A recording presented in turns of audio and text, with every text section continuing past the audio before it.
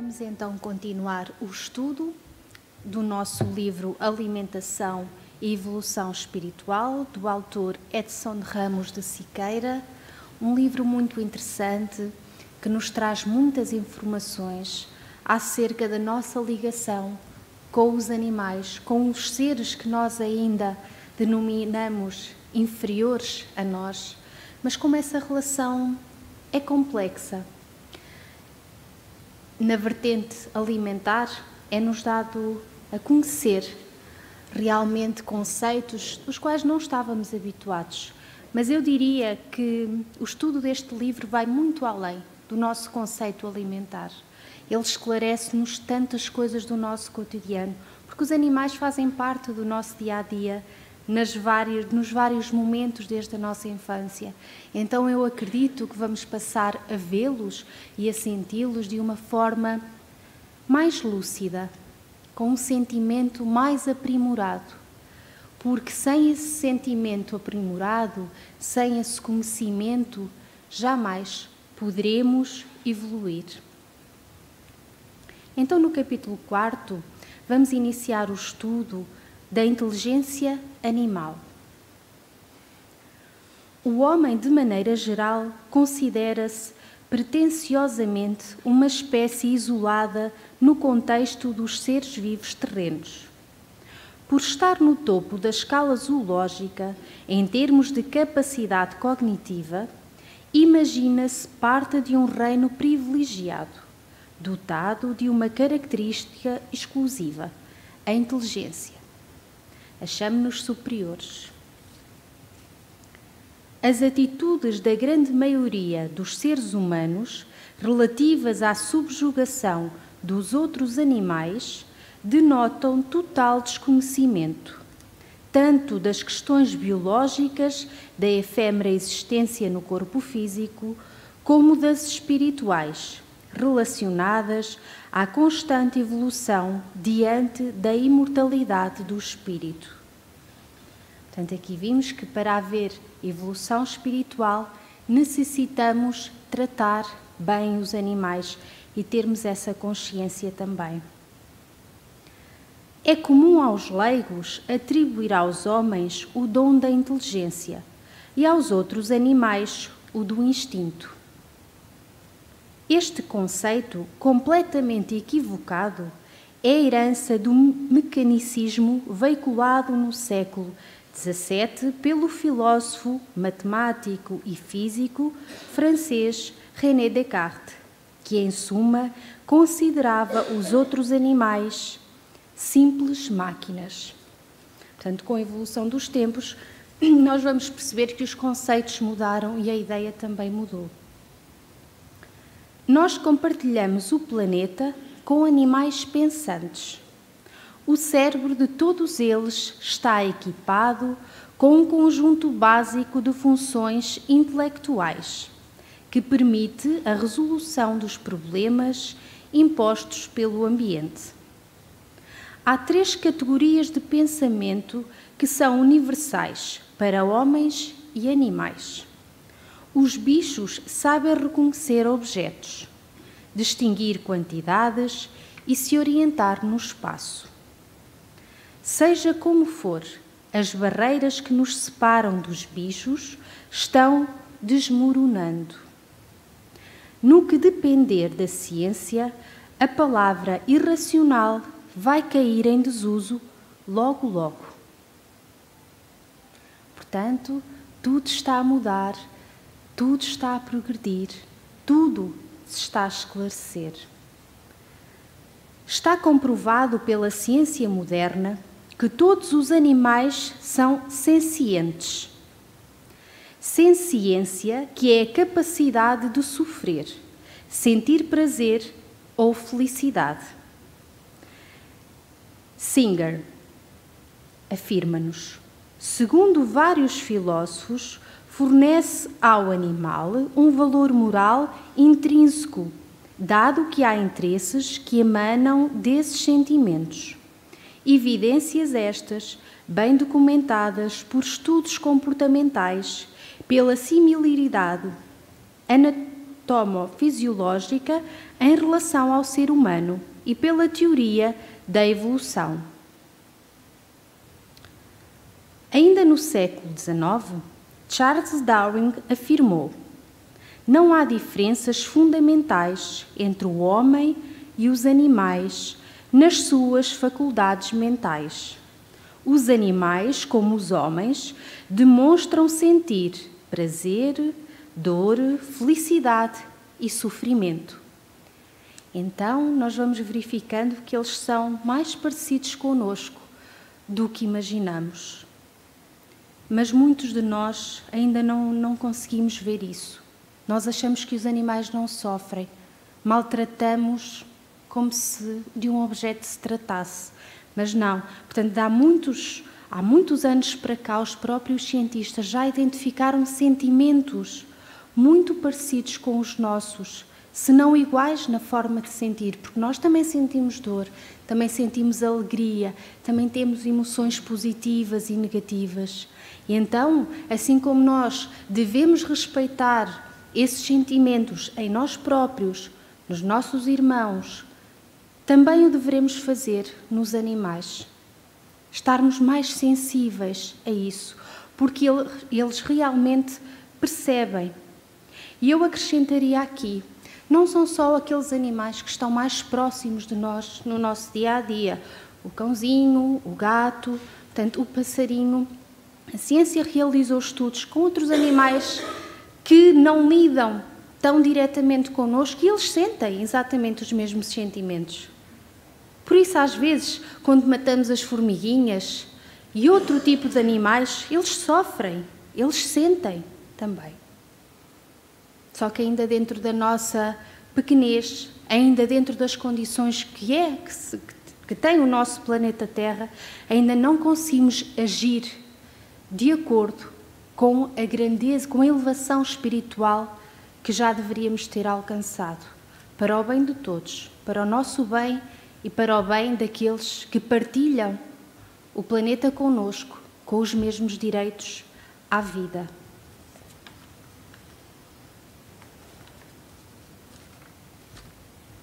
A origem das crenças é um tema cuja discussão pode facilitar o estabelecimento da conexão entre as almas humanas e animais.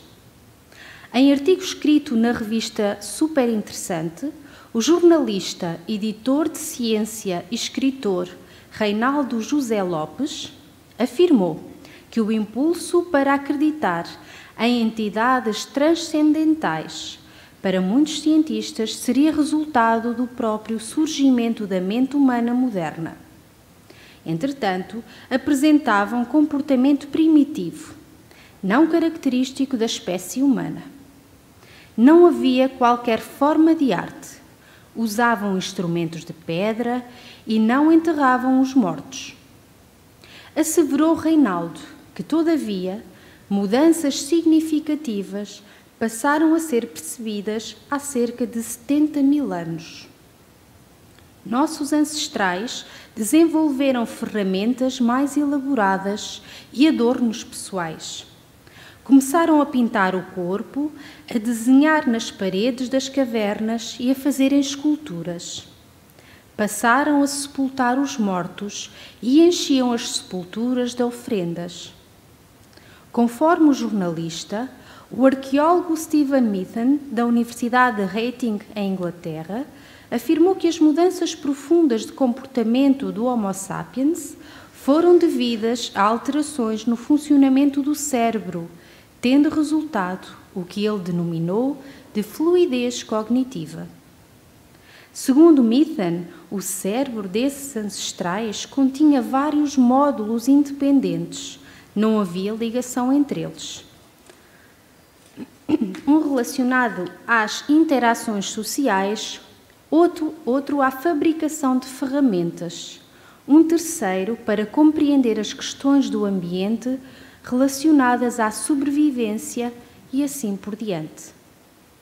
A fluidez cognitiva rompeu estas barreiras e integrou os vários módulos, expandindo a mente do Homo sapiens com tanta intensidade que nossos ancestrais passaram a enxergar criaturas com poderes e intenções invisíveis. De acordo com o arqueólogo, poderia ter sido esta a origem da crença em seres sobrenaturais, as sementes de Deus. Cabe acrescentar que, admitindo-se a realidade da teoria do célebre cientista inglês, não se pode desconhecer o efeito catalisador dos exilados de Capela na aceleração do desenvolvimento humano, conforme também nos ensinou Emmanuel, através de Chico Xavier, na sua obra A Caminho da Luz. Um fato não invalida o outro, são complementares. Alguns trechos do relato de Emmanuel. Há muitos milénios, um dos orbes de Capela, que guarda muitas afinidades com o globo terrestre, atingira a culminância de um dos seus extraordinários ciclos evolutivos. Alguns milhões de espíritos rebeldes lá existiam, no caminho da evolução geral, dificultando a consolidação das penosas conquistas daqueles povos cheios de piedade e virtudes. Mas uma ação de saneamento geral os alijaria daquela humanidade. As grandes comunidades espirituais, diretoras do cosmo, deliberaram, então, localizar aquelas entidades, aqui na terra longínqua, onde aprenderiam a realizar, na dor e nos trabalhos penosos do seu ambiente, as grandes conquistas do coração e impulsionando simultaneamente o progresso dos seus irmãos inferiores. Reencarnariam no seio das raças ignorantes e primitivas. Com o auxílio desses espíritos degradados, naquelas eras remotíssimas, as falanges do Cristo operavam ainda as últimas experiências sobre os fluidos renovadores da vida, aperfeiçoando os caracteres biológicos das raças humanas. Portanto, sabemos que Capela era um mundo superior, de características evolutivas superiores à Terra. Mas, como determinados espíritos não queriam fazer esse acompanhamento evolutivo, portanto, como nos diz Emmanuel, eram rebeldes, resistiam a esse progresso, as entidades do cosmos deliberaram, portanto, entidades superiores que subentendem estes desígnios, deliberaram que eles viessem reencarnar num mundo mais inferior, portanto, a Capela, não tão evoluído, exatamente para poderem experienciar a dor, o trabalho, ao mesmo tempo que auxiliariam o nosso mundo terra no seu progresso também. Portanto, a entreajuda, mas sempre com o intuito evolutivo das duas partes intervenientes. Poder-se-ia inferir que, apesar de inteligentes, os animais não humanos da atualidade não adquiriam a fluidez cognitiva, fato que explicaria a menor complexidade de seus repertórios comportamentais. Reinaldo Lopes acrescentou em seu artigo o fato de alguns antropólogos e etólogos terem afirmado que pelo menos parte da capacidade humana de detectar o sobrenatural existe em outras espécies animais. Os animais são sensíveis ao mundo espiritual.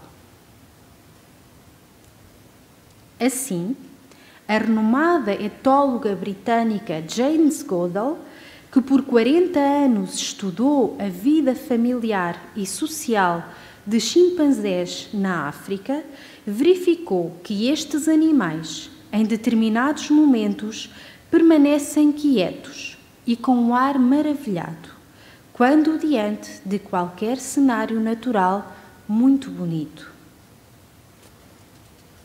Para a cientista, Este comportamento seria o embrião da reverência religiosa diante da beleza do mundo, apesar de muitos primatologistas discordarem. Nesta mesma linha, a antropóloga norte-americana Barbara J. King constatou que quando morre um membro de um grupo de chimpanzés, pode acontecer que o líder mantenha os outros à distância, permitindo que apenas os parentes próximos cheguem perto do morto, como se sentissem necessidade de despedir-se. Portanto, já há aqui um sentimento, há aqui algo que realmente nos toca. Amit Goswami, doutor em Física Quântica, é pesquisador e professor emérito do Departamento de Física da Universidade de Oregon, nos Estados Unidos. Mundialmente conhecido pela exposição de suas ideias no filme Quem Somos Nós. Em seu livro Evolução Criativa das Espécies, exalta a pesquisa efetuada pelo biólogo Robert Sheldrake em 1999 a respeito da comunicação a distâncias entre cães e os seus donos. E então escreveu Goswami: no exato instante em que a dona de um cão se levanta da sua escrivaninha no escritório, a fim de voltar para casa, seu cão se dirige à janela e começa a esperar por ela. Como isto é possível? Segundo ele, deve ter havido uma comunicação não local, por sentimento compartilhado. Ao repetir este experimento com papagaios e seres humanos, Sheldrake encontrou o mesmo resultado. Portanto, há aqui a ligação da afinidade, do amor que se percebe. Não é assim também connosco, com os nossos familiares, com as pessoas que nos são queridas. Nós sentimos, nós pressentimos, ainda que não saibamos explicar. Portanto, há aqui uma sensibilidade, há aqui uma ligação, sim. Goswami ressaltou que muitos biólogos convencionais negam estas evidências por motivos egoístas. Se os animais têm sentimentos, sentem dor. Como justificar seu uso em experimentos de laboratório que invariavelmente infligem dor? Além disso, as pessoas matam animais para comê-los, o que também causa dor. Qual é a diferença? Questiona. Amit concluiu: os seres humanos comem animais para sobreviver, seguindo uma tradição bem conhecida no reino animal, segundo a qual animais matam rotineiramente outros animais para obter alimentos e sobreviver. Enquanto o indivíduo repartir a animalidade com os animais, enquanto ele for motivado por suas emoções básicas de sobrevivência, não serão vistas conversões em massa ao vegetarianismo. Ou seja, despertar a consciência é essencial para a superação dos caracteres instintivos mais grosseiros. Allan Kardec escreveu no Livro dos Espíritos: é verdade que na maioria dos animais domina o instinto, mas não vês que agem com uma vontade determinada? É da inteligência, embora limitada. Inteligência pode ser definida como sendo o conjunto de todas as funções que tenham por objetivo o conhecimento, ou seja, sensação, associação, memória, imaginação, entendimento, razão e consciência. A cognição é o resultado de processos psíquicos que viabilizam o ato de conhecer, incluindo a percepção e a representação. A memória e a inteligência são atributos cognitivos. A inteligência permite que se aprenda através da experiência. O comportamento instintivo, por sua vez, é determinado pelo património genético. Mas o homem, bem como os outros animais, age tanto através de comportamentos aprendidos, compatíveis com o grau de desenvolvimento da inteligência, como do instinto. Ainda agimos das duas formas. O instinto compõe-se de comportamentos essenciais à preservação das espécies. Como exemplos de comportamentos instintivos, temos o sexual, o materno, o alimentar, o de cuidados corporais, o cinético e o agonístico. Este refere-se a todo o processo conflitivo, como a agressividade, defensividade, medo ou fuga. Estes comportamentos são denominados em etologia, que é a ciência que estuda o comportamento animal, de pulsão, ou seja, são associados por uma poderosíssima energia interior. É fácil depreender que tanto o homem como os demais animais não precisam aprender os referidos comportamentos, já nascem sabendo. Logo, não podemos mais acreditar que o ser humano não haja por instintos. O que difere é que, à medida em que nos desenvolvemos moralmente, concomitantemente aprendemos a controlá-los. E, com o nosso próprio esforço, conhecimento, no nosso próprio trajeto evolutivo, é desejável que cada vez mais os consigamos controlar em nós. Pensar antes de agir. Muitos de nós já o dizemos. Um exemplo clássico é o comportamento de agonia. Ele tem uma justificativa evolutiva, sob o ângulo biológico, bastante nítida. Espécies que eventualmente não dispusessem deste comportamento em seu património genético, certamente teriam sido extintas, pois representa processo de autodefesa, de autopreservação. Todavia, quando o autocontrole não se faz presente, a violência alcança níveis insuportáveis, situação usual no caso particular da espécie humana, por incrível que possa parecer.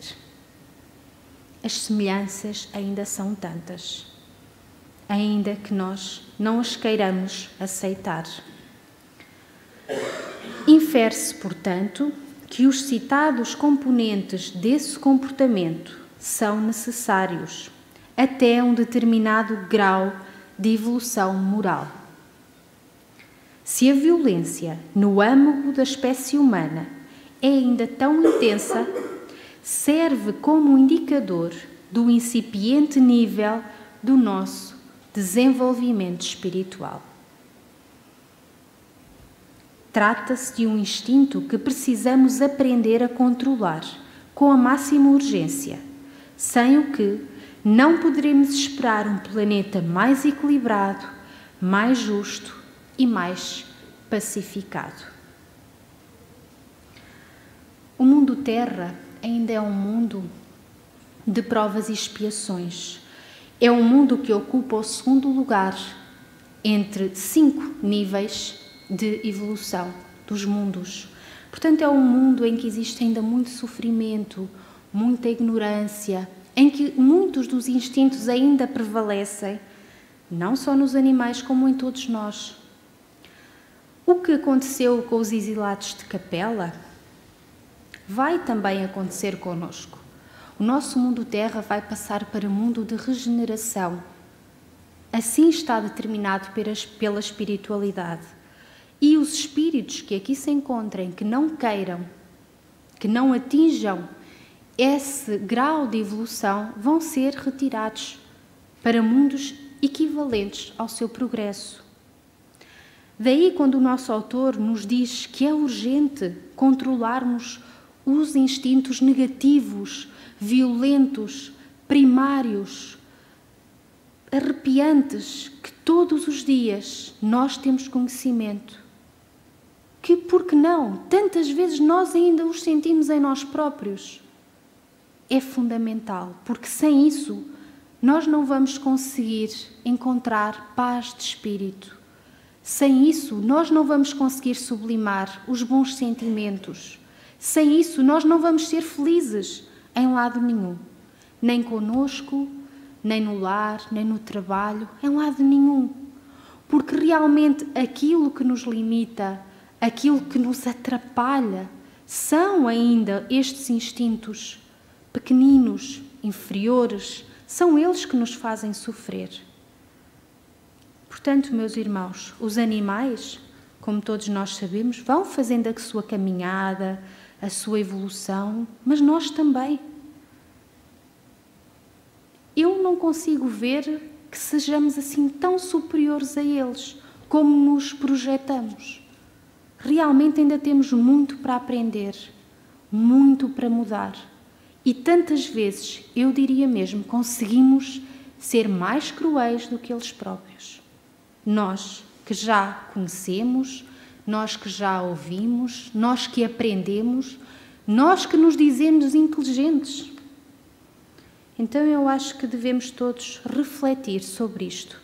Em que ponto estamos, se já conseguimos ou não controlar como devíamos os nossos instintos inferiores para o bem de todos nós.